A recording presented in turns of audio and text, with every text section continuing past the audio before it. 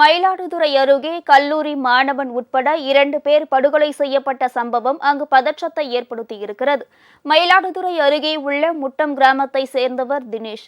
இவருக்கும் அதே பகுதியை சேர்ந்த மூவேந்தன் என்பவருக்கும் இடையே ஏற்கனவே முன்விரோதம் இருந்துள்ளது. இந்நிலையில் நேற்று மாலை மீண்டும் அவர்களுக்கிடையே வாய்த்தகராறு ஏற்பட்டது.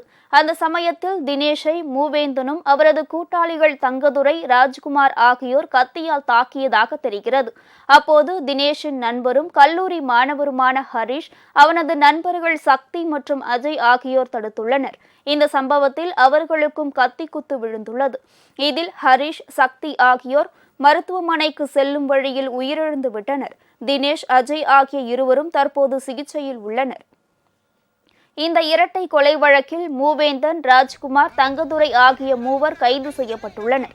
இதனிடையே கள்ளச்சந்தையில் மது விற்பனை செய்யப்படுவதை தட்டி கேட்டதால் 2 பேர் வெட்டி கொலை செய்யப்பட்டிருப்பதாக உறவினர்கள் குற்றம் சாட்டியுள்ளனர்.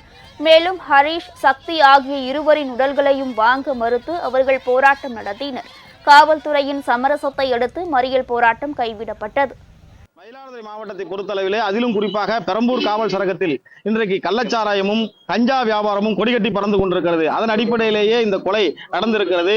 மேலும் 8 பேர் சேர்ந்து இந்த கொலையை செய்திருக்கிறார்கள். அதிலே 3 பேரை மட்டும் தாங்கள் கைது செய்திருக்கிறீர்கள், மீதமுள்ளவரை கைது செய்ய வேண்டும் என்பதை வலியுறுத்தி இன்றைக்கு ஒரு மிகப்பெரிய சாலை மறியல் போராட்டத்தை அந்த பகுதியினுடைய அந்த மக்களுடைய உறவினர்கள் மற்றும் அந்த பகுதியை ஊர் கிராமத்தை சேர்ந்தவர்கள் இன்றைக்கு சாலை மறியல் நடத்தினோம். 2 குடும்பத்துக்கும் இழப்பீடு மற்றும் மீதி உள்ள ஒரு 5 நபர்களை கைது செய்ய வேண்டும். கள்ளச்சாராயம் அந்த பகுதியில் இல்லாமல் ஒழிக்கப்பட வேண்டும்.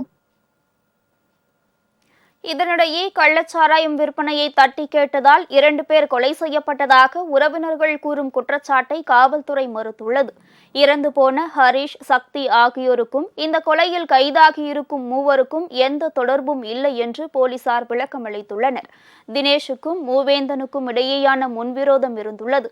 அதன் காரணமாகத்தான் இரட்டை கொலை நடந்திருக்கிறது. மது விற்பனையில் ஏற்பட்ட முன்விரோதம் காரணமாக கொலை நடந்ததாக சொல்வது உண்மைக்கு மாறான செய்தி என்றும் போலீசார் விளக்கம் அளித்துள்ளனர்.